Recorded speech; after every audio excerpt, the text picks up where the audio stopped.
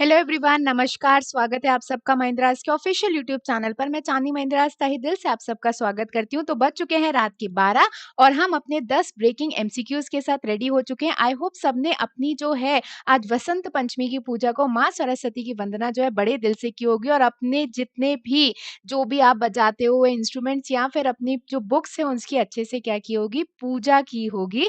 तो बिल्कुल जो है शुरुआत करते हैं और आज के इस फेस्टिव सीजन को आगे बढ़ाते हुए आज जो है 10 ब्रेकिंग एमसीक्यूज के साथ शुरुआत कर रहे हैं और जितने भी कैंडिडेट्स एस्पायरेंट्स हमारे साथ कनेक्टेड है, फटाफट कहाँ पर आ जाना है, कमेंट बॉक्स में आ जाना है, आंसर देना स्टार्ट कर देना है और रात ही में सेशन को क्या कर देना है, शेयर भी कर देना है। तो पहला क्वेश्चन आ रहा है आपकी कंप्यूटर स्क्रीन पर, वो ये है, the traffic crash injuries and disabilities, the burden on Indian society report states that India accounts for 11% of the global death due to road accidents. The report has been developed by which organization? आपको बताना है कि हाल ही में एक report निकाली गई है the traffic cash injuries and अगर हम बात करें डिसेबिलिटीज की, ये बताया गया है कि हमारे देश में जो है भारत में सड़क दुर्घटना के कारण वैश्विक मृत्यु का 11% हिस्सा है। मतलब अगर हम बात करें तो ग्लोबल डेथ्स की, तो 11% डेथ्स जो है वो इंडिया में होती है सिर्फ और सिर्फ रोड एक्सीडेंट्स की वजह से। आपसे पूछा जा रहा है कि ये रिपोर्ट जो है किस संगठन द्वारा निकाली गई है। तो हाल ही में इस रिपोर्ट को डेवलप किया है, लॉन्च किया है किस ऑर्गेनाइजेशन ने? ऑप्शन है world bank, economist intelligence unit, RBI या फिर आईएमएफ। तो बिल्कुल अगर मैं बात करूं तो ये जो रोड एक्सीडेंट्स वाली रिपोर्ट है ये किसने कंपाइल की है भाई? विश्व बैंक ने निकाली है। किसने निकाली है? वर्ल्ड बैंक ने निकाली है। और इंडिया का जो है रैंक सबसे पहले नंबर पर है। मतलब इंडिया में सबसे ज्यादा जो है वो ग्लोबल डेथ्स होती हैं सिर्फ और सिर्फ रोड एक्सीडेंट्स की वजह से। इस वजह से बढ़िया तरीके से अपनी क्या करनी है, सेफ्टी रखनी है, हेलमेट लगाकर हमेशा चलना है। ऐसा नहीं कि पुलिस वाले को देखकर हेलमेट लगा लेना उसके बाद में जाकर हेलमेट उतार देना है। छोटी छोटी सतर्कता जो है हमारी तरफ से भी होनी ही चाहिए। नेक्स्ट पढ़ रहे हैं अगले क्वेश्चन की तरफ। Who has launched an instant messaging app called Sands on the lines of WhatsApp? WhatsApp की तर्ज पर Sands नामक एक इंस्टेंट मैसेजिंग प्लेटफॉर्म को किसने लॉन्च किया है?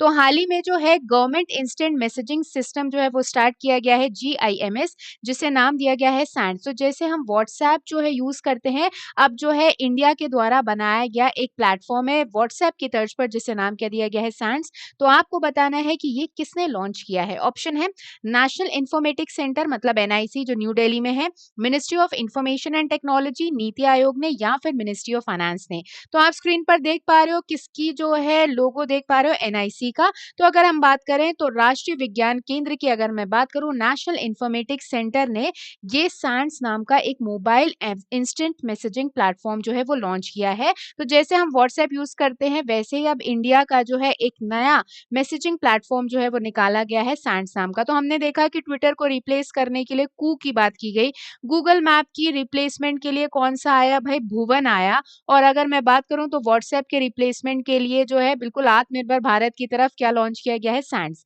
तो सैंड्स का हिंदी में अर्थ होता है मैसेज को सेंड करना, ठीक है, मैसेज को भेजना। उसी की तर्ज पर ये सैंड्स नाम का जो है एक मैसेजिंग प्लेटफॉर्म डिजाइन किया गया है। लेकिन अगर मैं बात करूं तो की फीचर्स क्या क्या हैं इसके? इसके की फीचर्स ये हैं कि आप जो है चैट हिस्ट्री को क्या नहीं कर पाओगे, चैट हिस्ट्री को आप ट्रांसफर नहीं कर पाओगे, ठीक है ना। तो सिक्योरिटी के तौर पर यह कहा गया है कि it has no option to transfer the chat history between two platforms. इसके अलावा कॉन्फिडेंशियलिटी के लिए, सिक्योरिटी के लिए और क्या क्या कहा गया है, ठीक है। आप जो है यहाँ पर माँ का मैसेज भी कर पाओगे अगर आपको कोई मैसेज कॉन्फिडेंशियल लग रहा है। इसके अलावा जो है लेकिन ये ऐप अलाउ नहीं करेगा कि आप अपना ईमेल आईडी और रजिस्टर्ड फोन नंबर जो है कंटिन्यूअसली क्या करते रहो, चेंज करते रहो। ऐसे बहुत सारे फीचर्स जो है वो दिए गए, group making, broadcast message, message forwarding, emojis जो होती थी। अच्छा अगर मैं बात करूं तो एक ऑप्शन आजकल किसमें देखने को मिलता है भाई? टेलीग्राम पे देखने को मिलता है। पहले मैसेज सेंड कर दिया फिर उसके बाद क्या कर देते हैं, डिलीट कर देते हैं। तो ये भी जो है बड़ा ही खतरनाक फीचर है। नेक्स्ट बढ़ रहे हैं अगले क्वेश्चन की तरफ। अगला क्वेश्चन आ रहा है आपकी स्क्रीन पर। Name the Indian digital map developing body that has collaborated with ISRO to develop in house mapping and location tracking app Bhuvan similar to the Google map. उस भारतीय digital map developing body body का नाम बताइए जिसने इसरो के साथ मिलकर गूगल मैप्स के समान इन हाउस मैपिंग और लोकेशन ट्रैकिंग के लिए भुवन ऐप को विकसित किया है। तो आपको बताना है कि गूगल मैप की तर्ज पर जो है भुवन ऐप बनाया जा रहा है। ये किस इंडियन डिजिटल डेवलपिंग बॉडी ने बनाया? तो बिल्कुल किसने बनाया? मैम्पी इंडिया ने बनाया। किसने बनाया है भाई? मैम्पी इंडिया ने बनाया है। तो मैप माई इंडिया ये एक कंपनी है जो लोकेटेड है कहाँ पर? न्यू दिल्ली में। कहाँ पर लोकेटेड है? न्यू दिल्ली में। नाम क्या है? मैप माई इंडिया। नेक्स्ट बढ़ रहे हैं अगले क्वेश्चन की तरफ। The International Cruise Terminal Sagarika, its first full-fledged international cruise terminal in India. It has been inaugurated at which place? अंतर्राष्ट्रीय क्रूज टर्मिनल सागरिका भारत में पहला पूर्ण अंतर्राष्ट्रीय क्रूज टर्मिनल रहेगा। इसका उद्घाटन जो है किस स्थान पर हुआ है? तो आपको बताना है कि जो इंटरनेशनल क्रूज टर्मिनल बनाया जा रहा है सागरिका नाम का, ठीक है, ये जो है कहाँ पर इनोग्रेट किया गया है? तो मोदी जी ने हाल ही में से इनोग्रेट किया है कहाँ पर? कोच्चि पोर्ट में। कहाँ पर किया है? कोचिन पोर्ट में, जिसे कोच्चि पोर्ट के तौर पर भी क्या किया जाता है? जाना जाता है। तो कोचिन बंदरगाह में कोच्चि पोर्ट में इसकी क्या की गई है? शुरुआत की गई है। तो आप स्क्रीन पर देख पा रहे हो मोदी जी को। तो मोदी जी ने जो है इंटरनेशनल क्रूज टर्मिनल लॉन्च किया है कोचिन पोर्ट में। कहाँ पर? केरला में। इसके अलावा कोचिन शिपयार्ड लिमिटेड में ही एक marine engineering training institute develop करने की भी क्या की गई है? बात की गई है। नेक्स्ट बढ़ रहे हैं अगले क्वेश्चन की तरफ। अगला क्वेश्चन आ रहा है स्क्रीन पर। Gibraltar Technologies buy HCL Infotech for 147 crore rupees. In which country Gibraltar Technologies based? हाल ही में Gibraltar Technology ने HCL Infotech, जो HCL का Infotech है, उसे खरीद लिया है 147 करोड़ रुपीस में। आपको बताना है कि ये Gibraltar Technologies जो है ये कहाँ की कंपनी है? तो बिल्कुल ये कहाँ की कंपनी है? ये कंपनी है कहाँ की? यूएई की। कहाँ की कंपनी है? यूएई की। तो आप स्क्रीन पर देख पा रहे हो कि Gibraltar Technologies ने जो है HCL Info System को खरीद लिया है, सॉरी इन्फोटेक को खरीदा है। कितने अमाउंट पे? 147 करोड़ में। कितने अमाउंट पे? 147 करोड़ में। HCL इन्फोटेक की बात करें तो HCL ग्रुप का एक पार्ट है HCL इन्फोटेक, जिसे खरीदा गया है गिब्राल्टर टेक्नोलॉजीज के द्वारा। जो कहाँ की कंपनी है? ध्यान रखना भाई, कहाँ की कंपनी है? यूएई की कंपनी है। कहाँ की कंपनी है? यूनाइटेड अरब एमिरेट्स की कंपनी है। नेक्स्ट पढ़ रहे हैं अगले क्वेश्चन की तरफ। अगला क्वेश्चन आ रहा है स्क्रीन पर। A mobile application Snakepedia has been launched in which state? किस राज्य ने एक मोबाइल एप्लीकेशन स्नेकपीडिया को लॉन्च किया है? तो स्नेकपीडिया नाम का एक मोबाइल एप्लीकेशन लॉन्च किया गया है। और किसने लॉन्च किया है? तो केरला ने इसे क्या किया है? लॉन्च किया है। केरला ने लॉन्च किया है। अब देख लेते हैं इसमें है क्या।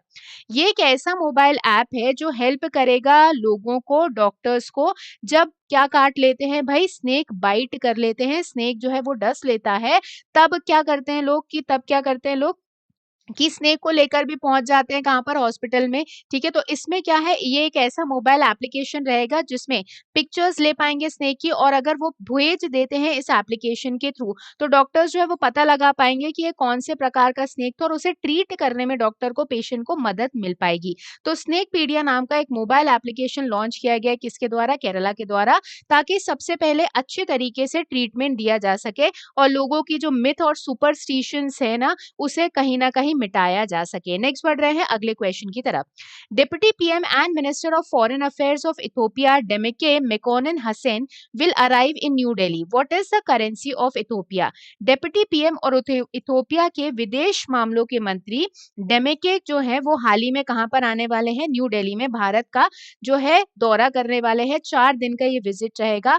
आपको बताना है कि इथियोपिया की करेंसी क्या है। तो बिल्कुल ऑप्शन है आपके पास, लीरा है, बिर है, पेसो है, या फिर रियल है। तो अगर मैं बात करूं इथियोपिया की, तो इथियोपिया की कैपिटल तो आदिस अबाबा है, और करेंसी क्या है भाई? इथियोपियन बिर है। करेंसी क्या है? बिर है। लीरा किसकी है? टर्की की है। रियल जो है वो किसकी करेंसी है? ये है ब्राजील की करेंसी। अब आप लिखकर बताओगे मुझे कमेंट बॉक्स में कि पेसो कहाँ कहाँ की करेंसी है, पेसो कहाँ कहाँ की मुद्रा है। नेक्स्ट पढ़ रहे हैं अगले क्वेश्चन की तरफ। तो यहाँ पे आप स्क्रीन पर देख पा रहे हो डेप्यूटी प्राइम मिनिस्टर और minister of foreign affairs Ethiopia के डोमिनिक मेकोनन हसन को, जो न्यू दिल्ली में अराइव होंगे आज। 4 दिन का इनका ये विजिट रहेगा। इसके अलावा ये जो है इनकी मीटिंग भी रहेगी हैदराबाद हाउस में, किससे? External affairs minister doctor S Jaishankar ji से। नेक्स्ट बढ़ रहे हैं अगले क्वेश्चन की तरफ। अगला क्वेश्चन है, which bowler becomes first to dismiss left handers 200 times in test? Test में 200 बार बाएं हाथ के बल्लेबाज को आउट करने वाला कौन सा पहला गेंदबाज बन गया है? तो first to dismiss left handers 200 times in test, तो बिल्कुल आपके पास ऑप्शन है जसमीत बुमराह, मुथैया मुरलीधरन, आदम थाम्पा या फिर आर अश्विन। तो बिल्कुल वो कौन बन गए हैं भाई, आर अश्विन बन गए हैं। कौन बन गए हैं, आर अश्विन बन गए हैं। तो आप स्क्रीन पर आर अश्विन को देख पा रहे हैं, जो सबसे पहले बॉलर बन गए हैं जिन्होंने डिसमिस किया है लेफ्ट हैंडर्स को 200 बार किसी टेस्ट मैच में। अगर हम बात करें तो ये रिकॉर्ड गया है किसके नाम पर, आर अश्विन के नाम पर गया है, और ये फर्स्ट प्लेयर बन गए हैं 143 ईयर की हिस्ट्री में टेस्ट क्रिकेट में जिन्होंने 200 विकेट्स लिए हैं लेफ्ट हैंडेड बैट्समैन के अगेंस्ट। ठीक है, ये जो है इन्होंने अचीव किया है कब, सेकेंड डे जो इंडिया का सेकेंड टेस्ट था किसके अगेंस्ट, इंग्लैंड के अगेंस्ट। कहां पर चल रहा है भाई, एमए चिदम्बरम स्टेडियम में, जो कहां पर लोकेटेड है, चेन्नई में लोकेटेड है। अगर मैं बात करूं तो इसके अलावा दूसरे सक्सेसफुल बॉलर कौन से रहे हैं, तो सेकेंड मोस्ट सक्सेसफुल बॉलर जिन्होंने टेस्ट क्रिकेट में लेफ्ट हैंडेड बैट्समैन को सबसे ज्यादा बार आउट किया है वो रहे कौन से, श्रीलंका के मुथैया मुरलीधरन। श्रीलंका के मुथैया मुरलीधरन, इन्होंने 191 टाइम्स जो है क्या किया है, लेफ्ट हैंडर्स को डिसमिस किया है, लेफ्ट हैंडर्स को क्या किया है, डिसमिस किया है। नेक्स्ट पढ़ रहे हैं अगले क्वेश्चन की तरफ। India's first dolphin research centre will come up in which city. Bharat का पहला डॉल्फिन अनुसंधान केंद्र किस शहर में आएगा। तो आपको बताना है कि इंडिया का सबसे पहला डॉल्फिन रिसर्च सेंटर जो है वो कहां पर बनाया जाएगा। तो बिल्कुल कहां पर बनाया जाना है भाई, पटना बिहार में। कहां पर बनाया जाना है, पटना बिहार में। तो आप स्क्रीन पर देख पा रहे हो कि वर्ल्ड का पहला डॉल्फिन रिसर्च सेंटर जो है अपना काम चालू कर देगा पटना बिहार में। डॉल्फिन जो है ये विलुप्त होने वाली एंडेंजर्ड स्पीशीज में से एक है वाइल्ड लाइफ प्रोटेक्शन एक्ट 1972 के तहत, और 2009 में इसे नेशनल एक्वेटिक एनिमल भी घोषित कर दिया गया था। नीचे आप देख पा रहे हो मेंशन्ड है कि बिहार जो है वहां पर वर्ल्ड रिवर डॉल्फिन की पॉपुलेशन जो है, अगर वर्ल्ड से देखा जाए तो 50% जो है वर्ल्ड रिवर डॉल्फिन पॉपुलेशन तो कहां पर लोकेटेड है, बिहार में लोकेटेड है। तो आप डॉल्फिन को देख पा रहे हो स्क्रीन पर। नेक्स्ट पढ़ रहे हैं अगले क्वेश्चन की तरफ। As per the Nomura, the GDP of India in financial year 2022 is projected at what percent? नोमूरा के अनुसार वित्तीय वर्ष 2022 में भारत की जीडीपी का अनुमान कितना प्रतिशत लगाया गया है। तो नोमूरा की बात करें तो ये जो है एक एजेंसी है, कहाँ की रेटिंग एजेंसी, जापान की है, जिसने ये कहा है कि वित्तीय वर्ष 2022 में इंडिया का ग्रॉस डोमेस्टिक प्रोडक्ट सकल घरेलू उत्पाद रहेगा कितने परसेंट, 13.5%। अभी तक खैर मूडीज ने सबसे ज्यादा कहा है, अगर मैं बात करूं तो 17% अभी तक मूडीज ने कहा है। उसके बाद दूसरे नंबर पर सबसे ज्यादा जिसने कहा है वो कौन सा है, नोमूरा है, जिसने 13.5% प्रिडिक्ट कर दिया है फाइनेंशियल ईयर 2022 की बात करें, और 21 के लिए इसने कहा है -6.7% कहा है नोमूरा ने। नेक्स्ट पढ़ रहे हैं अगले क्वेश्चन की तरफ। और कल मैंने एक क्वेश्चन दिया था, तो आप में से बहुत सारे कैंडिडेट्स ने, एस्पायरेंट्स ने कमेंट बॉक्स में आंसर दिया था भाई, वेल डन सभी को, और बहुत सारी इन्फॉर्मेशन एक्स्ट्रा भी शेयर की थी। इसी तरीके से बढ़िया से क्या करते रहिए, पढ़ाई करते रहिए। क्वेश्चन ये था कि किस कॉन्स्टिट्यूशनल अमेंडमेंट एक्ट के तहत एलिमेंट्री एजुकेशन को फंडामेंटल राइट बनाया गया है। तो बिल्कुल वो कौन सा था, 86 अमेंडमेंट एक्ट था। सबने आर्टिकल भी मेंशन कर दिया था, आर्टिकल 21A, पार्ट भी मेंशन कर दिया था। और आज का आपका क्वेश्चन है वो ये है, Nalanda university was founded by, Nalanda विश्वविद्यालय की स्थापना किसके द्वारा की गई थी। ऑप्शन है समुद्रगुप्त, इसके अलावा चंद्रगुप्त, कुमारगुप्त या फिर हर्षवर्धन। तो आपको बताना है नालंदा यूनिवर्सिटी की स्थापना जो है वो किसके द्वारा की गई थी।